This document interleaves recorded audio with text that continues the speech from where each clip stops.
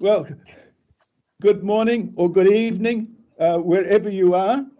I assume that Julia and Lynn, are you still in New Orleans? No, we have moved to Portland, Oregon. Okay, so the time there is in the evening for you. And it is. Sumita will be in Florida, so it'll be evening time there. Yeah, it's 13.5 hours is the time difference. Okay. 10 o'clock at night. 10 o'clock at night, yes. And here Well, it's 7 p.m. Yeah. Right. Well, it's 4 p.m. in the afternoon here, a beautiful day in New Zealand. So I did drop you all an email. I've had a message that Siva Kumar can't join us. He's teaching a class currently. But in order to make this group discussion quite meaningful, I think it would be useful if each of us in turn, and I'll introduce each of you, could say a few words about the interaction or the research activity that you've had associated with Professor C.R. Rao. So can I first ask, is it Ani there? Yes. Hi, Professor Hunter. I can't see you, but oh, I see you down here. Thank you. Can you say a few words to us, please? Yeah. Thank you, Professor Hunter, and all the participants and experts. I see some of you here. And Professor Rao, I met in the year 2007, 2008 at ISI Kolkata when he visited. That was my first meeting with him. But I know the name, like all of you know, as an undergraduate student and high school. I'm going to say more about my first how I came to know about his name in my talk following the group meeting. And then the first meeting, very excited to meet him at ISI Kolkata. He came with his family. Then in 2010, when ISI celebrated 90th birthday celebrations, that time we had some nice interactions. We all went. I was a convener for that meeting at ISI Kolkata. And then we all went on a boat, on a boat ride on Hooghly River. That was fantastic experience to sit down and chat with him. All busy with the conference, but the amount of simplicity he provided to all of us, the simple way of living that he showed us. And then ISI, whenever he comes to give a talk at ISI, one thing I realized is, those who are non-statisticians, those who are social scientists, those who are geography, the geology, even the staff, the staff also attend, they also used to attend. When I was there, almost every year he came from 2007, 2008, 2009. So every year, whenever he comes, almost, the workers, all the staff, they also used to attend his talk. He's such a very popular figure. And all the, they were all taken care, he and his wife, Professor and Mrs. Rao, they were all very well taken care by the ISI guest house people, be it the faculty. He was a hero worship. So we all mentioned when I chaired the session at the JSN 2020, the speakers, we all published an article in the journal Significance, where I mentioned about the interactions with Professor Rao, how I met him first time, all that things. And very recently, for the last 5 years, we are jointly editing the Handbook of Statistics, for which Professor C.R. Rao was editing for the last 40 years. And 2016 onwards, I joined him, and we together published now 5 volumes on various aspects, disease modeling and public health and econometrics, and then the population biology. Currently, two volumes on data science are currently on working. And the next volume will be on information geometry. So with that, we will have together almost about 7 volumes we will be publishing together. on various aspects. It is a wonderful experience working with him, and he really gives a lot of freedom to choose the authors, and he behaves so nicely, and he respects all his colleagues. I met him in the year 2019, almost 18 months back, in Buffalo, and he's the same Professor Rao when I met him in the first time. Same happy person. He respects all his family members. He's well respected by his colleagues, and he takes care of people around him. Yeah. Yes, he's Thank a great figure, certainly. As I'll go around the screen that I see Julia. Can you tell us a little bit about your interactions? Absolutely, I will be happy to. Of course, all of us remember the books and papers by CR. Was the first time I encountered his name. It was during my studies, and I don't want to say how long time ago it was. And then I had a chance to meet him first time in person. It was in 1994 when I was still in Slovakia at that time, and I organized the international conference Probastat. That was sort of before that. It was before the changes in '89. It was a national conference, and in '94 it was one of the first big international conferences. And so we invited CR, and he was awarded an honorary doctorate of the Slovak Academy of Sciences. And I will mention that also in my talk that will follow about an hour from now, that approximately, that he and his wife, one lovely wife, Bargavi, they arrived, and I had a chance, and I was lucky to host them. They were extremely well prepared for this small Central European country. They knew everything about the history, all the architectural stuff, the beautiful fountains in the center of the city. And Jeff, you were there, so you know exactly what I'm talking about. So they knew the name of the artist, that it was from the 17th century or 16th century. I don't know myself. Many natives don't know those things. So that was the first time in person. And then the same year in the fall, it was October '94, I was already in US, and he invited me to Penn State. I gave a talk, and I visited them in their house, and it was so lovely. They were just very lovely people, both of them, very kind. So that was, several these personal encounters were very pleasant, in addition to professional, of course. Everybody has professional memories and professional appreciation for all the contributions and all the work that CR did, and how many of us are influenced by his work. So then it went on, and of course, Jeff, you remember, I don't know whether you were in Hyderabad in 2000. No, I wasn't at that meeting. No. Okay, so that was the 80th birthday of CR that we actually celebrated, and it was a year of celebration, so it was nice also. And it went on, and we had several exchanges. I have many memories, like correspondence, but everything is back in Slovakia. I don't have it here in US with me, and we are all stuck here now because of COVID, so I don't have access to anything. So yes, that's very nice to think about that. And happy birthday, CR, if you will watch it, the recording.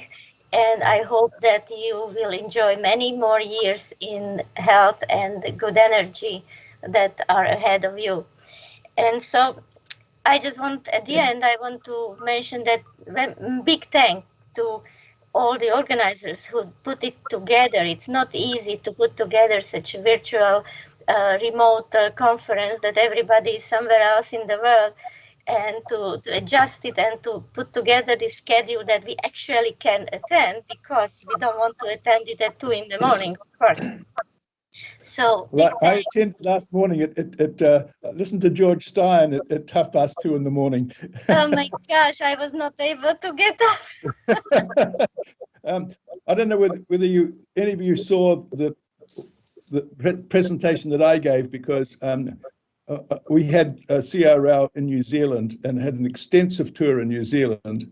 And he invited me back to Penn State the following year and spent some time in the home with him and his wife.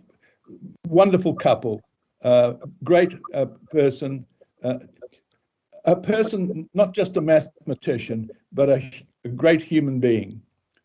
Susmita, can you tell us a little bit about your experiences? Yes, definitely. Oh, sorry, I got to unmute. I'm unmuted. Okay. You're okay. Yeah. Do you all hear me well? Yeah. I hear you. Yes. Okay. Okay, great. I met Dr. Rao in my when I was a student at University of Georgia. He came there to give a talk. So at that time, I was really junior student, but I was in statistics. So we have learned all this sufficient statistics, Rao-Blackwellization, things like that. And then all on a sudden, the man came out of the page of a book. So I was like, oh my God, what is happening? And then fortunately, I went to somebody's office, a faculty member's office. There he was. So I heard the talk, and then he was in that person's office. And being a junior graduate student, I was like almost gasping for air. But Dr. Rao's, that's Dr. Rao. I mean, he has the personality that he can make anybody comfortable right away. He jiggles, and his sense of humor. He talked to me probably for 20 minutes. I mean, I became more enthusiastic about the subject because I got to know that he started a statistics problem from anthropology. R.A. Fisher was his mentor at that time. And so knowing that, it made me clear that statistics is a data-based science. So whatever the data you have to kind of mold yourself to analyze that. So his life is a really representation of that. And he has done a lot of, he always was very interested in genetics. And my research is in genetics, genomics, quite a bit. So I have seen him multiple times and always made sure that he talks about how is my research going with genomics. And I personally have solved one unsolved problem of Dr. Fisher in my initial days. So I had that kind of connection. I never had a real research connection with him.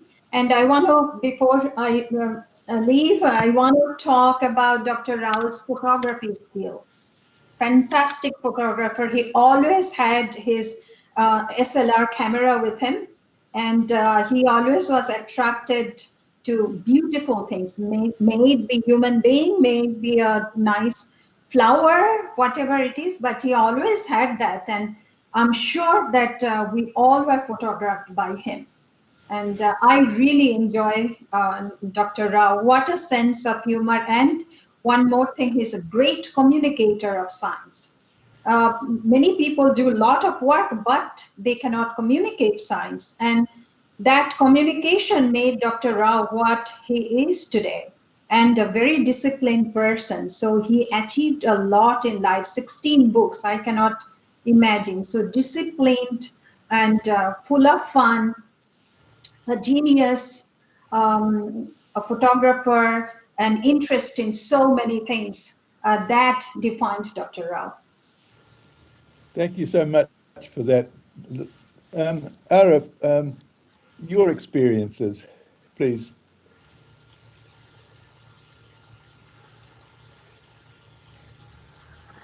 I think you're muted. Yeah, okay. Am I audible now? Yes, oh, it's fine. I'm fine now? Yes, yes. Okay, thank you for having me. I did not have too many interactions with Dr. Rao.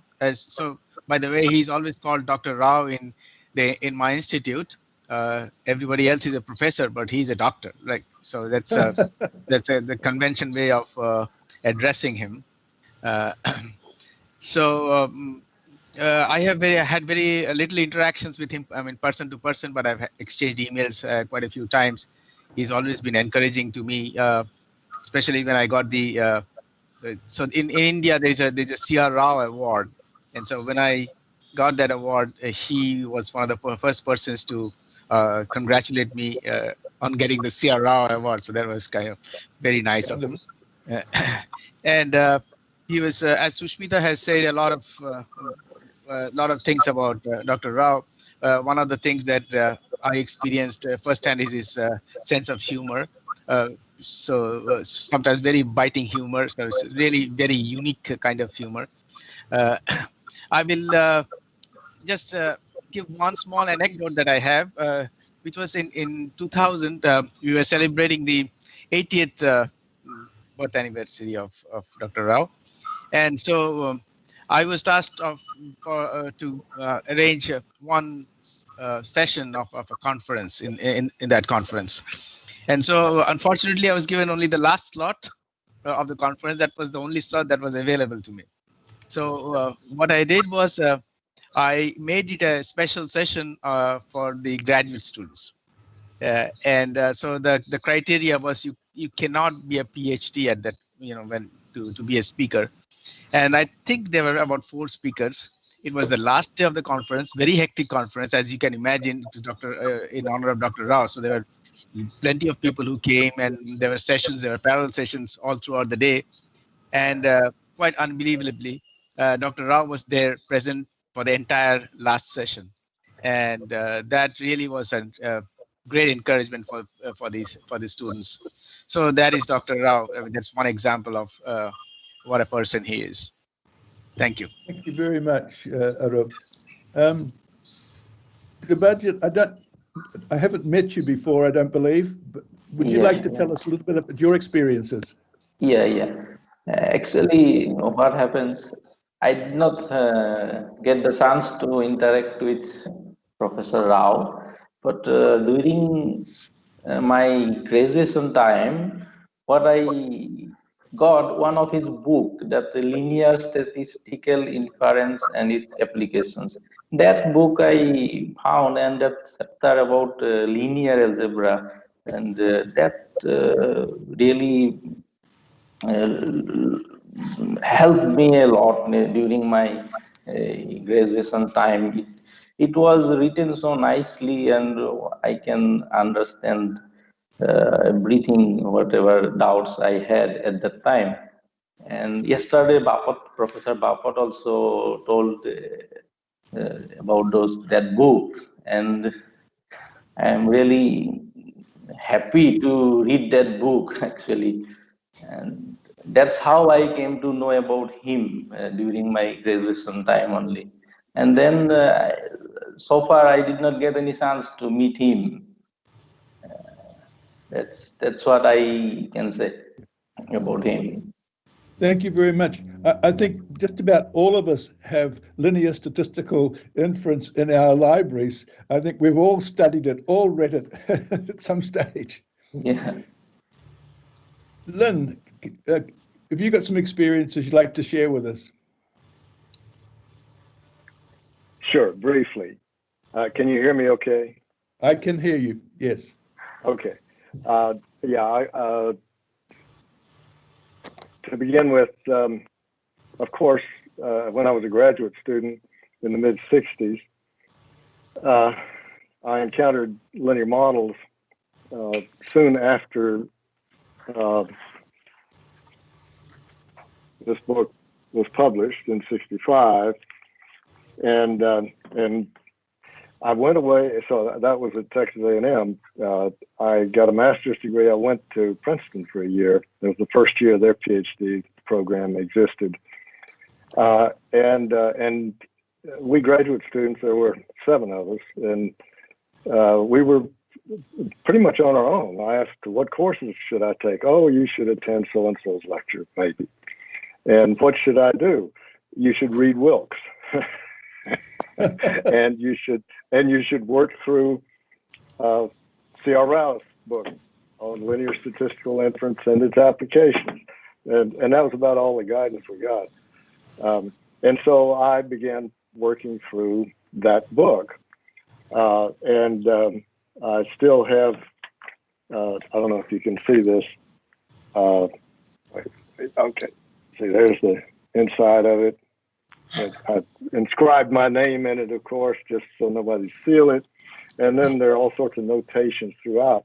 I got stumped, of course, in the first chapter on linear algebra, and there were some more senior graduate students there in mathematics, and I asked a couple of them for help, and actually some of them have names that we might recognize, but they were kind of stumped too. So, I knew about C.R. Rao in that way, and I knew about the book.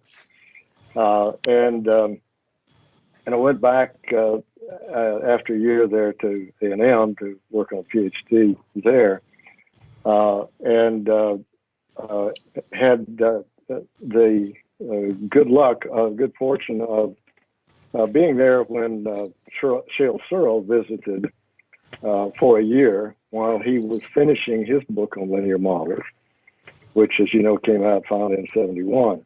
And so we had plenty of opportunities to talk about linear models and dispute whether a proof was a proof with Shale Searle and results from C.R. Rao's book as well.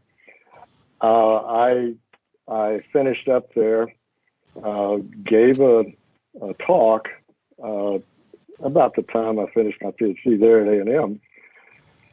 And when I finished, and Shale was in the audience, and when I finished, I think it was John Rao, who then stood up and he said, and he wasn't on my PhD committee. I think it was John Rao who said, "I'm pretty sure C.R. Rao has done all of that." and so that got my attention, of course.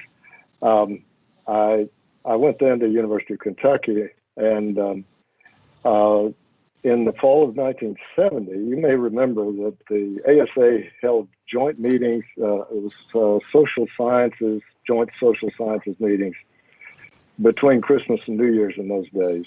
So the ASA annual meeting was jointly with the American Economic Association and others. This one happened to be in Detroit in December, between Christmas and New Year's of 1970. And Detroit had just been through terrible riots. And this was in downtown Detroit at a convention center there. I just remember it as being cold and damp and dark, and everything downtown boarded up. It was like a war zone. And it was in a big convention center. At being very junior, my talk was scheduled for 15 minutes at the end of the last session of the whole meeting. And so I went to the room where it was held, and I think there were a couple of people from A&M there in support, but only 8 or 10 people in the audience, very sparsely attended because everybody else had gone home. I gave my talk in the allotted 10 to 15 minutes, and sure enough, somebody stood up in the back of the room and said, "I think C.R. Rao has already done all of this." And and so, but it wasn't C.R. Rao who said that. Then the next summer, there was the summer meeting of ASA in Fort Collins, Colorado, at Colorado State University. And I attended that, and I was worried about tenure and all of that sort of thing, and so I'd sweat blood to get some what I thought were new results, and I was scheduled into one of these mass sessions, first session in the morning on one of the first days, and that meant that a lot of people turned out, so the room was fairly full. and they were people whom I came to know later who attended that meeting, who have mentioned it to me. And in those, at that point, we had transparencies we wrote on with wax pens. And so my talk was on several transparencies on like that. I got through it, and it was a short amount of time. And at the end, somebody stood up in the back of the room and said, I've done all that in a paper that will come out soon. And it was C.R. Rao. So that was the first time that I ever met C.R. Rao. And then he took me aside after the session was over. We talked about it briefly. Of course, I was crestfallen that all my thunder had been taken. And then when I got back to Lexington, to Kentucky, a few weeks later, Zakula Govindarajulu, whom some of you know as Raju, had an office next to mine, and he called me in and he said he had gotten a letter from C.R. Rao. And so C.R. Rao had written to Raju and sent a manuscript of this paper that had already been accepted for publication, showing that he had done a more general version of everything that I had done. So that was my initial acquaintance with C.R. Rao. And it was all cordial, but I became very impressed, of course, that whatever I did, he had already done. And I think other people probably have had that same feeling, because his work has been. I have to call this to an end. I don't want to run over too much. We just. I'm sorry, I didn't. That's okay. That's okay. Look, I think we could all spend time reminiscing and talking a lot of experiences we've had with C.R. Rao.